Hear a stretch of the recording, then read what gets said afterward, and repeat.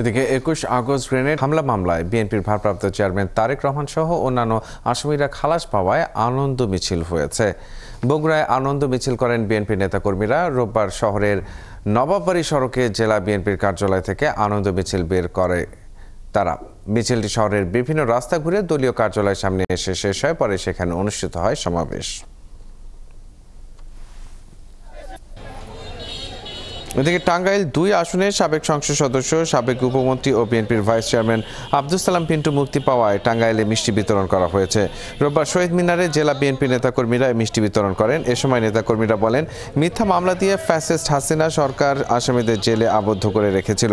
নিরপেক্ষ বিচার বিভাগ করায় আজ তারা ন্যায় বিচার পেয়েছেন।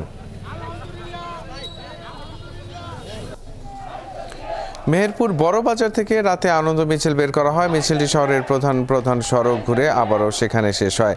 আনন্দ মিছিলে বিএনপির বিভিন্ন পর্যায়ে নেতাকর্মীরা অংশ নেয়। এ সময় দেশের উন্নয়নে সবাইকে ঐক্যবদ্ধ হওয়ার আহ্বান জানান বক্তারা।